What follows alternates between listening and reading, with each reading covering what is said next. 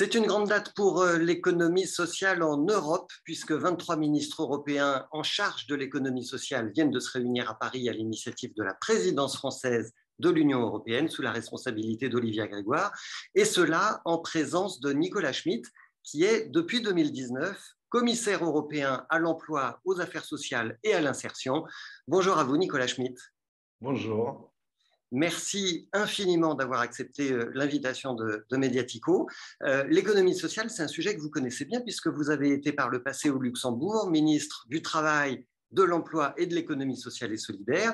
Et en tant que commissaire européen, vous avez présenté au mois de décembre dernier un plan d'action, le premier plan d'action européen pour l'économie sociale. Est-ce que vous pouvez nous dire quelle est la philosophie politique qu'il y a derrière ce plan d'action européen ? Bien, je crois que l'économie sociale a une longue histoire dans certains pays, surtout où elle s'est développée et où elle présente d'ailleurs un acteur très économique et social très important.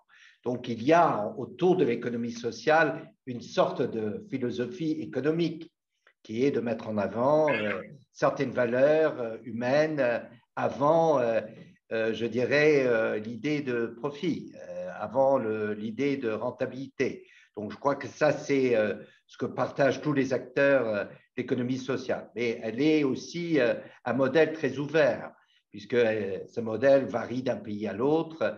Et il faut bien sûr, quand on prend une initiative comme celle du plan d'action, qu'il faut prendre en compte cette diversité qui est aussi une richesse de l'économie sociale à l'échelle européenne. Alors, ça ne va pas être simple, on va en parler justement de la difficulté de travailler à 27 pays membres. Mais avant ça, je voudrais que vous nous disiez un petit peu quels sont les axes forts de votre plan d'action.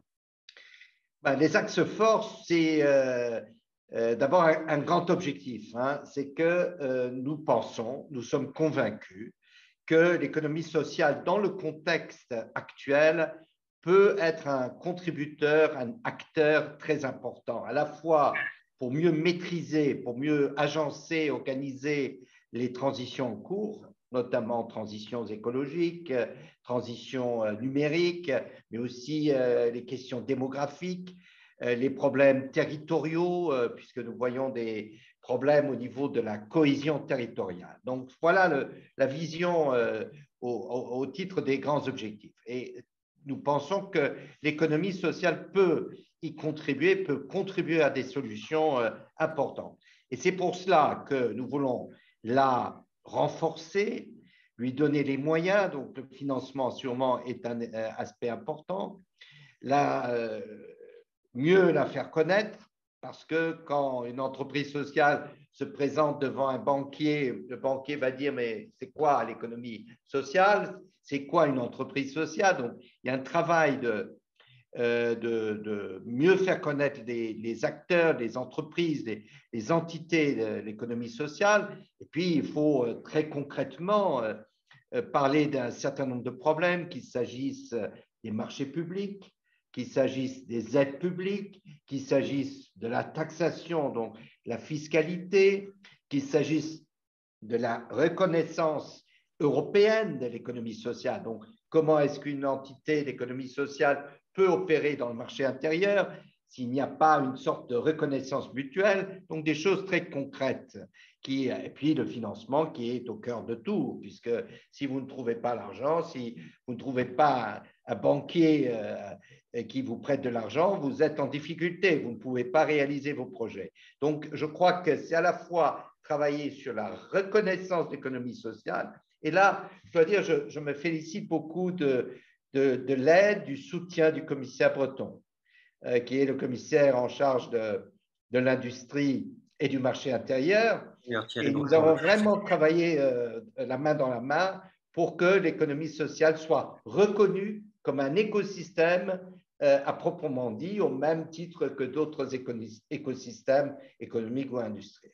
Alors, Nicolas Schmit, si je vous écoute, en fait, les axes forts de votre plan d'action, c'est permettre l'essor et le développement de l'économie sociale, la faire reconnaître, financer son développement. J'ai l'impression, pour vous parler franchement, qu'on en est à l'année zéro du développement de l'économie sociale en Europe. Est-ce qu'on en est là? Est-ce que vous venez de poser la première pierre de la construction d'une économie sociale à l'échelle européenne? Non, je crois qu'il faut être un peu modeste quand même, hein. Il y a eu des pierres qui ont été posées avant cette commission, hein. Et je dois reconnaître que l'ancien commissaire Michel Barnier était peut-être le premier commissaire à promouvoir l'idée de l'économie sociale à l'échelle européenne. Et ça date, ça remonte à quelques années. Donc, il y a eu après une sorte d'oubli, de phase un peu plus calme, mais comme on l'a vu dans les débats qu'on a eus ce matin, le Parlement européen, par exemple, a toujours continué son travail sur l'économie sociale grâce à l'intergroupe.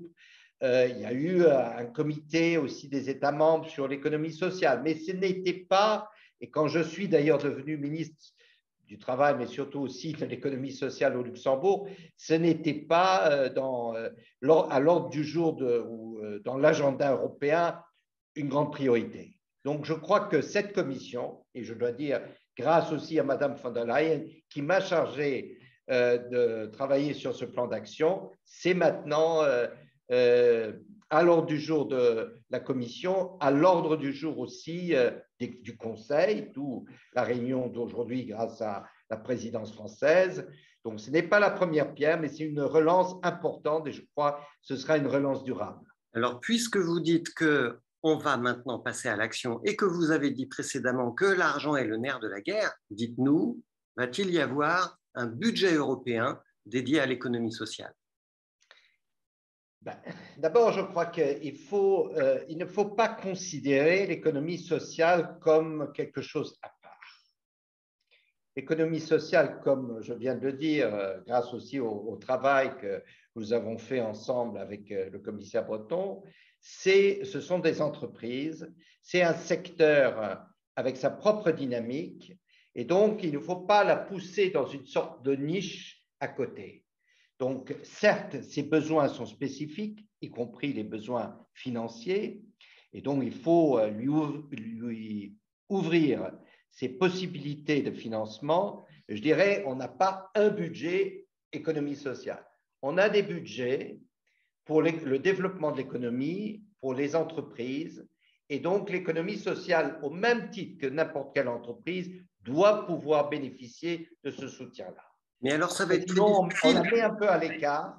Mais bien sûr, on sait que les entités, souvent, n'ont pas les capacités d'accès. Et donc, il faut travailler sur ces possibilités, ces capacités d'accès à ces financements.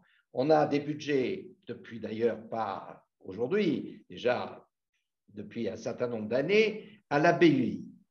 On a des budgets, bien sûr, européens, dans le budget européen, qui peuvent être utilisés par les entités de l'économie sociale. Bien sûr, l'Europe ne fonctionne pas directement, mais a toujours besoin de passer par les États membres. Donc, il faut encore que les États membres prennent une partie des budgets européens et les donnent ou les font parvenir aux entités d'économie sociale. Donc, il y a de l'argent européen qui est accessible et des milliards, pas des petits budgets, des milliards d'euros qui peuvent être utilisés par les entités d'économie sociale.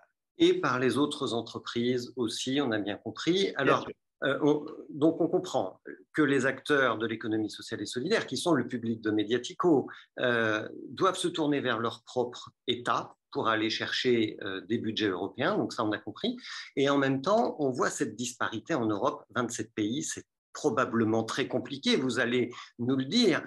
Comment est-ce que vous travaillez avec 27 gouvernements? Qui sont vos interlocuteurs dans ces 27 gouvernements? Et d'ailleurs, il n'y en a que 23 qui étaient réunis ce jeudi à Paris.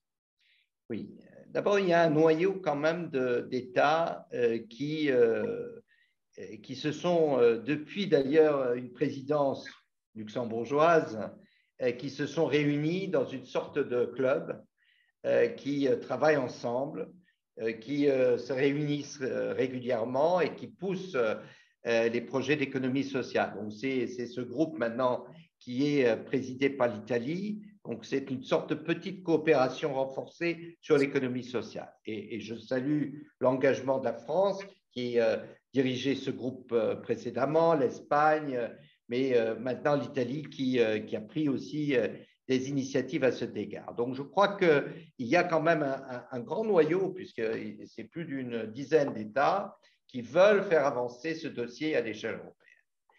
Il s'agit bien sûr de travailler aussi avec ceux où l'économie sociale n'a pas le même statut. Mais je vois, et aussi dans le débat qu'on vient d'avoir, que maintenant, par exemple, dans les États qui sont des États membres depuis moins longtemps, donc les nouveaux, mais ils ne sont plus tellement nouveaux non plus, on voit maintenant se développer une économie sociale. C'est le cas en Bulgarie. Moi, j'ai été en Bulgarie, j'ai vu qu'il y a de plus en plus d'initiatives. C'est le cas en Pologne, où l'économie sociale se remobilise, revient et se développe. C'est le cas en Tchéquie, avec des initiatives intéressantes. Donc, je crois que progressivement, l'économie sociale se développe dans tous les États. Bien sûr, quand vous parlez de définition, les Allemands n'ont pas exactement la même définition que les Français ou les Espagnols ou les Italiens. Donc, il faut un peu créer une sorte de niveau commun où chacun se reconnaît mutuellement avec quelques principes fondamentaux qui définissent les entités d'économie sociale. Mais vous savez, l'Europe est faite de diversité dans tous les domaines. Et il faut travailler avec cette diversité et il faut l'utiliser, je dirais, à notre avantage. La diversité complique un peu parce qu'effectivement, il faut d'abord que les gens se comprennent, mais en même temps, elle peut devenir après une source d'inspiration et une source d'innovation. Comment vous allez travailler, Nicolas Schmit, pour faire converger ces 23 pays, ces 10 pays, bon, les 10 pays là dont vous avez parlé, mais les 23 qui sont réunis à Paris et puis les 27 au final? Est-ce que vous avez décidé d'une méthode de travail pour les amener à travailler ensemble et à converger? D'abord, je crois que l'économie sociale existe à travers ses acteurs. Et ce sont les acteurs qui font l'économie sociale, ces entrepreneurs, ces gens qui sont extrêmement engagés, parfois des volontaires, parfois des bénévoles. C'est eux finalement qui portent l'économie sociale. Et il faut travailler d'abord avec eux. Et je crois que si eux se font entendre par leur gouvernement, par leurs responsables, ce sera encore plus facile aussi d'avancer. Alors, nous savons que le plan d'action européen, c'est un cadre. Et nous incitons maintenant les États membres à promouvoir des plans nationaux pour dire, bon, vous avez quelque chose qu'on peut considérer comme de l'économie sociale, parce que vous avez plein d'initiatives qui peut-être ne s'appellent pas économie sociale en Suède, mais qui sont très actifs et qui absolument remplissent les critères. Comment est-ce que vous allez promouvoir ces entités pour répondre à des besoins très concrets, ce qu'elles font déjà, mais peut-être elles ont un potentiel supplémentaire. Donc, établissez des plans nationaux, travaillez avec vos acteurs, nommez si possible un coordinateur qui facilite aussi le lien entre ce que vous faites sur le terrain, ce que vous faites au niveau national et ce qu'on fait à l'échelle européenne. Et comme cela, je crois qu'on peut échanger, on peut apprendre toujours les uns des autres. Ça, c'est aussi l'Europe, apprendre les fameuses best practices, les meilleures pratiques. Et puis, on va développer comme ça une dynamique. Alors, bien sûr qu'il y en aura toujours qui seront un peu à la traîne parce qu'ils n'ont pas la même culture, ils n'ont pas peut-être politiquement le même soutien, mais je suis assez optimiste qu'on va finir par les entraîner aussi. Est-ce que vous allez créer, Nicolas Schmit, un label européen de l'économie sociale et solidaire? C'est un moyen pour effectivement se reconnaître mutuellement. Je crois que j'ai dit, l'économie sociale, elle est très diverse. Hein. Une entreprise au Pays Basque qui sous-traite au secteur automobile, qui se considère absolument être une entreprise d'économie sociale, parce qu'elle a les valeurs d'économie sociale, et une grande entité allemande dans le domaine social, c'est très différent. Mais malgré tout, ils ont des valeurs communes. Et donc, je crois que cette idée d'un label commun Elle est d'ailleurs dans le plan.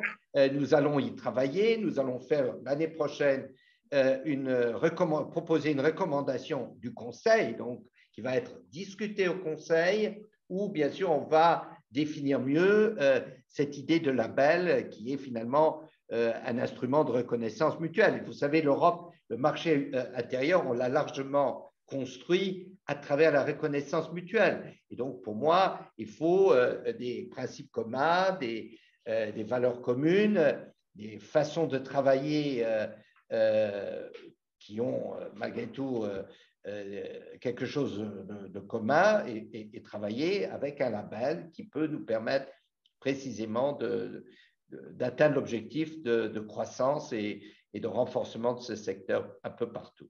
Est-ce que le modèle français de l'économie sociale et solidaire, les valeurs défendues par l'ESS en France, l'agrément ESUS, entreprise solidaire d'utilité sociale, est-ce que ce sont des éléments qui vont vous inspirer pour l'année prochaine pour créer ce label européen? Sûrement. Je crois que tous ceux qui ont une, voire plusieurs longueurs d'avance, et je crois qu'en la matière, la France est sûrement parmi les pays qui a une longueur d'avance parce qu'il y a une tradition d'économie sociale en France, comme en Italie, comme en Espagne. Je crois qu'il faut utiliser ces éléments, mais pas exclusivement. Il faut écouter un peu tout le monde. Et je crois que maintenant, on va étudier cela, on va travailler là-dessus, en écoutant surtout aussi les acteurs, pour effectivement arriver à cette certification, à ce label commun qui ouvrira à l'économie sociale, à ces entités, une nouvelle dimension, parce que c'est cela qu'on veut, et cette nouvelle dimension s'appelle le marché européen, le marché intérieur, l'accès à des marchés publics. Ça, c'était aussi un sujet ce matin. Alors, ça fait plaisir d'entendre dire que la France a une longue histoire d'économie sociale et solidaire, qu'elle a peut-être une longueur d'avance. Et j'avais envie de vous poser la question parce que vous avez un regard européen. Nous, on aime bien, les Français, faire cocorico. Est-ce qu'on a raison de faire cocorico? Est-ce qu'on est vraiment en avance ou est-ce qu'on a besoin en France d'un petit peu d'humilité parfois? C'est une question difficile quand même. Hein. Alors moi, je crois qu'il faut avoir les deux. Il faut avoir les deux. Il faut avoir la fierté de ce qui est réalisé. Je crois qu'elle est justifiée. Quand j'ai commencé à m'intéresser à l'économie sociale, j'ai un peu lu à gauche et à droite. Il y a des auteurs, d'ailleurs, qui remontent au 19e siècle, un économiste qui s'appelle Gide, d'ailleurs, qui a été un peu le penseur de l'économie sociale en France, qui a inspiré beaucoup de mutuelles, tout ce mouvement des mutuelles. Donc, je crois qu'il y a à avoir une fierté par rapport à ce qui a été réalisé. Mais bien sûr, il faut aussi avoir une forme de modestie parce que le monde change très vite. Il faut s'adapter, il faut innover, il faut soutenir, il faut aussi parfois changer. Et donc, il faut les deux. Et je crois que quand je discute avec les acteurs, y compris aussi avec les responsables politiques comme la ministre Grégoire, il y a les deux. Et je crois que c'est pour moi tout à fait acceptable et je dirais même ça permet d'avancer. Alors, Nicolas Schmitt, il y a un grand mot qui est devenu à la mode depuis 2-3 ans, c'est le mot d'impact. J'ai d'abord envie de vous demander quel est l'impact que vous attendez de votre propre plan d'action européen. Est-ce que vous vous êtes fixé des objectifs à court terme, à moyen terme, qu'on pourra mesurer? Mais déjà, vous nous avez dit qu'il n'y aurait pas de budget européen dédié à l'économie sociale, donc ce sera difficile de suivre les lignes budgétaires et les crédits consommés. Est-ce que vous avez d'autres indicateurs d'impact de votre propre plan d'action? Oui. Premièrement, je crois que nous avons lancé un plan d'action. Il faut maintenant suivre de près sa mise en œuvre. Donc, c'est la mise en œuvre au niveau national, au niveau européen. Je dis, certes, il n'y a pas une ligne budgétaire proprement dite. Il y a quand même des lignes budgétaires qui sont plus orientées vers l'économie sociale, y compris dans le Fonds social européen. Donc, je crois que là, on peut quand même suivre un peu l'utilisation des fonds et à quoi ces fonds sont consacrés. Le suivi de la mise en œuvre du plan, voir où est-ce qu'on a pu avancer et où est-ce qu'on avance plus difficilement et identifier les raisons pourquoi on avance moins rapidement. Par exemple, l'accès des entités d'économie sociale au marché public. Là, vous pouvez mesurer, vous pouvez regarder dans quel état ces entités ont plus accès que dans d'autres et pourquoi peut-être ces entités sont plus exclues dans tel ou tel État parce qu'on a moins la sensibilité de regarder le marché public aussi comme une source de promotion de certains autres objectifs, que ce soit l'objectif social ou environnemental ou autre, et que dans d'autres, on prend mieux ça en compte. Donc, je crois qu'il y a beaucoup d'éléments qu'il faut regarder, à la fois, bien sûr, au niveau européen, mais aussi au niveau national. Et bien sûr, je me suis engagé d'ailleurs dans les débats à organiser ce suivi parce que notre plan d'action, c'est très bien, c'est un point de départ fort, ça cadre bien les actions, mais maintenant, il faut bien sûr mettre en œuvre les actions, hein, puisque autrement, le plan n'a pas de raison d'être. Et donc, je crois qu'on pourra déjà évaluer progressivement l'impact de ce plan et l'impact sur le terrain. Je crois il faut dire que je constate toujours en discutant notamment avec les acteurs une formidable richesse d'idées, de projets extrêmement innovants. Malheureusement, parfois, ces projets se heurtent à des barrières, qu'elles soient financières, parfois juridiques ou autres.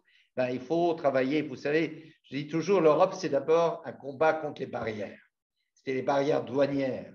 C'est toute forme de barrière qu'on a mis, la libre circulation des personnes, des barrières. On a péniblement supprimé ces barrières et il y en a même certains qui veulent les réinventer. Et donc, il y a un projet, notre projet, c'est d'empêcher cela. Et donc, je crois que c'est comme cela qu'on peut évaluer l'impact. Et je suis assez optimiste parce que je crois que quand on fait le bilan de ce qui est fait dans le monde, dans l'écosystème de l'économie sociale, on voit des résultats formidables et je crois que ça inspire. Il faut mieux faire connaître ces résultats et je crois qu'en faisant mieux connaître ces résultats, on fera avancer aussi l'économie sociale partout. Parmi les barrières, Nicolas Schmitt, il y a aussi des barrières territoriales, des frontières, il y a des barrières culturelles, notamment culturelles en économie. Et j'ai envie de vous demander, ce sera ma dernière question, comment est-ce qu'on peut faire, comment est-ce que vous voudriez contribuer pour harmoniser en Europe ce qu'on appelle aujourd'hui la mesure de l'impact, qui est probablement un point absolument déterminant à la fois pour les financeurs et pour les structures qui ont besoin de mettre en œuvre des projets sociaux ou environnementaux. Comment est-ce qu'on harmonise cette mesure d'impact? D'abord, je crois que l'impact doit être fondé sur des critères très objectifs, sur des méthodes très objectives qui existent, mais qu'il faut peut-être développer. Il y a des travaux qui sont menés, y compris à l'OCDE, ce qui est d'ailleurs intéressant qu'une organisation comme l'OCDE, maintenant, s'intéresse beaucoup à l'économie sociale. Peut-être il y a 20 ans, elle ne l'aurait pas fait. Donc, je crois que là aussi, ça montre le changement. Vous m'avez posé la question sur la philosophie politique, respectivement économique. Donc, il y a une évolution en cours. Et donc, l'impact, c'est un instrument. C'est un instrument de mesure. C'est une méthodologie qu'il faut développer et nous allons aider les États, nous allons travailler avec les États, les parties prenantes pour renforcer ces méthodes et montrer, notamment, puisque vous y avez fait indirectement référence, pour montrer à une banque que ça peut être, y compris un instrument d'investissement. Je ne veux pas trop pousser ce volet, puisqu'on ne va pas financialiser l'économie sociale, mais il est clair que nous avons besoin de ressources. Et des ressources, il y en a. Donc, il faut drainer aussi une partie des ressources vers l'activité de l'économie sociale, vers des buts sociaux sans dénaturer les valeurs, sans dénaturer les objectifs fondamentaux qui sont ceux de l'économie sociale. Eh bien, un très grand merci, Nicolas Schmid, d'avoir répondu à Mediatico. Évidemment, on va suivre de près la mise en œuvre de votre plan d'action européen. Et voilà, merci encore d'avoir accepté cette interview sur Mediatico. Merci Très bonne journée à vous. Merci, monsieur.